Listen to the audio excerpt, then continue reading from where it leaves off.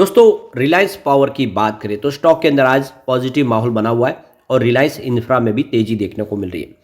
इसके पीछे सबसे बड़ा रीजन है कि अनिल अंबानी की तरफ से क्लेरिफिकेशन आ चुका है। जो ईडी का उनको समन्स मिला है, उस मामले को लेकर उन्होंने अपनी तरफ से खुलासा किया, जिससे एक थोड़ी सी विश्वास जगी है। दूसरी तरफ पहली बार अगर आप देखें तो रिलायंस पावर रिलायंस इंफ्रा के एम्प्लॉयज़ को कंपनी 10 रुपये में शेयर जारी करने जा रही है। तो पूरी अपडेट क्या है उसको भी समझेंगे और साथ में अगर आप देखें तो कंपनी को एक बहुत बड़ा ऑर्डर प्राप्त हुआ है। कंपनी का बिजनेस तेजी से ग्रो कर रहा है और लगातार इंडिया में और ग्लोबल मार्केट में कंपनी तेजी से आगे बढ़ रही है। ऐसे में जो पुराने मामले उसे निकल के क्या रिलायंस पावर रिलायंस इंफ्रा आने वाले इसमें कुछ बेहतर कर पाएंगे, जानने की कोशिश करेंगे इस वीडियो के माध्यम से। लेकिन फ्रेंड्स, उससे पहले अगर आप पहली बार हमारे चैनल पे आए तो चैनल को सब्सक्राइब कर दीजिए, एक बेल आइकॉन दबा दीजिए ताकि जब भी नया वीडियो बने पहला नोटिफिकेशन आपको मिले। वीडियो पसंद आए तो लाइक शेयर जरूर कीजिए। चलो फ्रेंड्स, वीडियो स्टार्ट करते हैं। मैं हूँ आपका दोस्त SB दवे और हमारे अपने चैनल ऑनलाइन कमाई में आपका बहुत बहुत स्वागत है।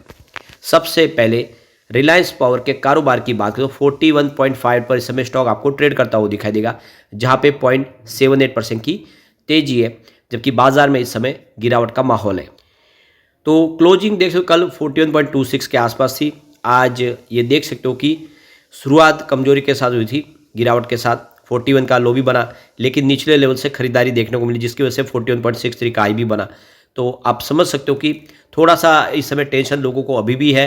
स्पेशली रिटेल इन्वेस्टर बहुत ज़्यादा पैनिक कर जाते हैं क्योंकि कंपनी पे जांच चल रही है, इस वजह से वो डरते हैं। अब रिलायंस इंफ्रा की बात करें 187 पर स्टॉक ट्रेड करा, जहाँ पे 1.27% की काफ़ी अच्छी तेजी देखने को मिल रही है।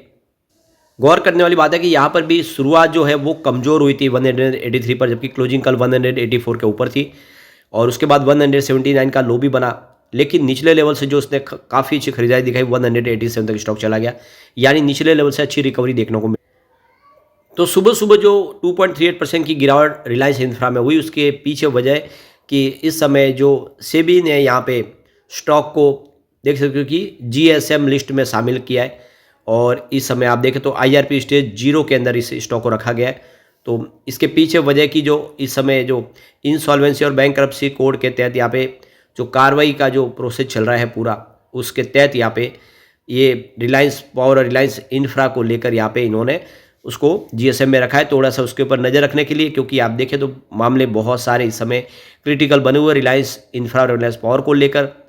तो इसी वजह से थोड़ा इस पर अतिरिक्त निगरानी रखी जा रही है। अब यहाँ पे देखो कि जो लेटेस्ट अपडेट निकल के आ रही है कि अनिल धीरूभाई अंबानी की तरफ से जो उनके स्पोक पर्सन है, उनकी तरफ से ये बयान निकल कर आया कि ईडी की तरफ से जो समन्स भेजा गया है अनिल अंबानी को, वो उसमें फुली कोऑपरेट करेंगे। जो भी उनसे सवाल पूछेंगे उस पूरे मामले को वो अपने हिसाब से करने को बिल्कुल तैयार है। उन्होंने कहा है कि वो यहाँ पे वर्चुअल मीन के हिसाब से भी उन्होंने ऑफर की है। तो ये कह रहा है कि स्पोक पर्सन का कि जो ईडी ने समन्स भेजा है वो फेमा इंक्वायरी के लिए, न कि PMLA यानी prevention of money laundering act के तहत उनको यहाँ पे कोई समन्स नहीं भेजा गया है ईडी ने। और ऐसे मीडिया में जो खबरें निकल के आ रही है, आप देखें 3 नवंबर 2025 को जो मीडिया में अपडेट आई थी कि उनके ऊपर PMLA के तहत कार्रवाई हो सकती है, उनको नोटिस भेजा। तो ये बात गलत है क्योंकि उनके ऊपर जो नोटिस आया वो फेमा के तहत आया, ये उन्होंने क्लियर। तो अनिल अंबानी की तरफ से कहा गया कि ये जो पुराना मामला है, 15 साल पुराना ये मामला है, जिसमें आप 2010 का है और इसमें रोड कॉन्ट्रैक्ट जो था उसको लेकर यहाँ पे ईडी ने यहाँ पे इस मामले को उनकी जांच के लिए, सुनवाई के लिए बुलाए। और इसमें फॉरेन एक्सचेंज के तहत जो आप देखिए किसी प्रकार का कोई मामला नहीं है।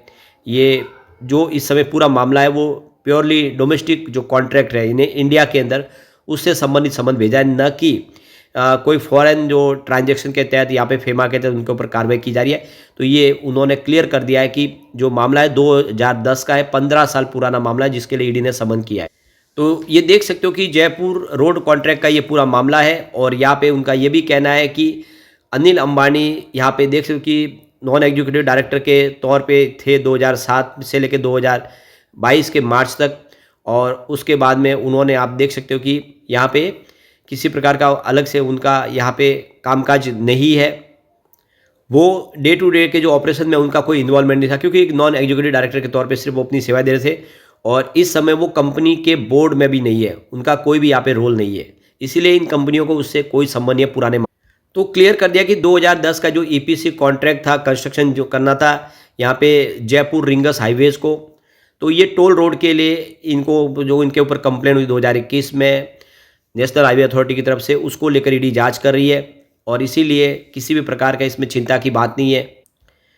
और अनिल अंबानी का यहाँ पे कोई डायरेक्ट इन्वॉल्वमेंट नहीं है। जो 15 साल पहले का जो मामला है उसमें वो सिर्फ नॉन एग्जीक्यूटिव डायरेक्टर थे, उन्होंने किसी प्रकार की दखलंदाजी नहीं की मैनेजमेंट में, और इसीलिए इसने एक पूरा माहौल फिर बदला और फिर शेयरों में तेजी का वातावरण बना स्टेटमेंट के बाद।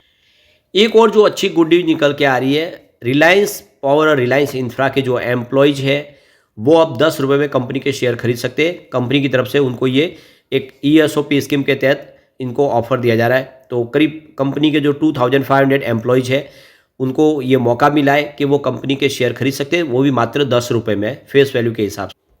तो ये देख सकते हो कि ESOP स्कीम के तहत जो एम्प्लॉयज है वो अब ये शेयर खरीद सकते हैं, उनको मालिकाना हक प्राप्त होगा, वो भी मात्र 10 रुपीज़ में कंपनी के वो शेयर खरीद सकते हैं। दोनों ही कंपनियों के लिए ये मौका है। यहाँ पे आप देख सकते हो कि रिलायंस समूह का जो नेटवर्थ है वो इस समय करीब 28,000 इस समय एम्प्लॉयज़ काम करे कंपनी में, और यहाँ पे करीब देख सकते हो कि कंपनी का जो बिजनेस मॉडल के हिसाब से काफ़ी शानदार तरीके से यहाँ पे शेयर धारक भी करीब 50 लाख से ऊपर इसके शेयर धारक है, और लाखों ग्राहक और उपभोक्ताओं को ये सेवा दे। कंपनी के पास 1,07,123 करोड़ की इस समय परिसंपत्ति है और कंपनी का 40,856 करोड़ का नेटवर्थ है। तो काफ़ी शानदार बिजनेस है और ये नेटवर्थ लगातार बढ़ रहा है। तो यहाँ पे देखिए ESOP का मतलब होता है कि कर्मचारियों को निश्चित अवधि के बाद पहले तय किए गए मूल्य के हिसाब से शेयर खरीदने का अधिकार कंपनी देती है। तो ये शेयर देने की बजाय कर्मचारियों को दिए जाने वाले इक्विटी अवार्ड के तौर पे होता है, और कंपनी अपने जो भी उन्होंने टारगेट अचीव किया, कंपनी की सफलता में उनका योगदान है, उसको लेकर और आगे वो वफादारी के साथ कंपनी के लिए बने रहे। इसीलिए इस तरह से ये एक तरह से शेयर उनको जारी किया जाए, बोनस के तौर पर ये शेयर दिए जा रहे हैं। यहाँ पे एक और जो अच्छी गुड न्यूज निकल के आ रही है, रिलायंस पावर की जो सब्सिडीज कंपनी है Reliance any energies private limited, उसको SJVN की तरफ से एक देखो कि 1500 मेगावाट का 6000 मेगावाट घंटा के हिसाब से डिस्पेचेबल रिन्यूएबल एनर्जी जो टेंडर प्राप्त हुआ है। आप देखिए यह जो टेंडर है ISTCS टेंडर में सबसे बड़ा आवंटन उनको मिला है। 750 मेगावाट 3000 मेगा घंटा के हिसाब से ये टेंडर इनको प्राप्त हुआ है। कुल टेंडर का आवंटन 50% प्राप्त किया इस समय, 50% पहले, और यह इन्होंने ऐतिहासिक हाइब्रिड स्टोरेज प्रोजेक्ट की जो बिड है जीती है सबसे बड़ी बोली लगा के। तो इस समय आप देख सकते हो कि रिलायंस पावर सबसे बड़ी कंपनी बन गई इंडिया की जो इस तरह के स्टोरेज प्रोजेक्ट साथ में करी है। तो ये बहुत अच्छी गुड न्यूज है रिलायंस पावर रिलायंस इंफ्रा की। तो ये देख सकते हो कि इस बड़े प्रोजेक्ट के बाद आप देखिए अनिल अंबानी ग्रुप की स्थिति और मजबूत हो गई है, भारत की सबसे बड़ी कंपनी के रूप में उभर के आई है जो इस तरह से प्रोजेक्ट कर रही है, जो स्टोरेज के प्रोजेक्ट साथ में। तो 4 गीगावाट पिक और सौर और 6.5 गीगावाट BS के अधिक इनकी जो पोर्टफोलियो अभी इन्होंने तैयार कर लिया है। तो आप समझ सकते हो कि आने वाला समय अनिल अंबानी के लिए बेहतर होता हुआ दिखाई दे रहा है, क्योंकि सरकारी टेंडर एक के बाद एक मिल रहे हैं। रिलायंस पावर का ऑपरेटिंग पोर्टफोलियो इस समय 5305 मेगावाट का है, जिसमें शासन पावर लिमिटेड का सबसे बड़ा योगदान है जो 3960 मेगावाट के आसपास का है। तो पिछले 7 वर्षों से शासन पावर लगातार भारत में सबसे ज़्यादा परिचालन करने वाला पावर प्लांट माना जाता है, जो बहुत सारे राज्यों में बिजली सप्लाई करता है।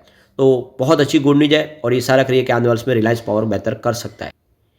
लेकिन फ्रेंड्स, कोई भी इन्वेस्टमेंट करने से पहले अपने फाइनेंशियल एडवाइजर से एडवाइस ले ले या अपना खुद का रिसर्च करें, क्योंकि मैंने वीडियो आपके एजुकेशनल पर्पज़ के लिए ही बनाया। वीडियो पसंद आए तो लाइक से जरूर कीजिए और चैनल को सब्सक्राइब कर दीजिए। Thank you friends.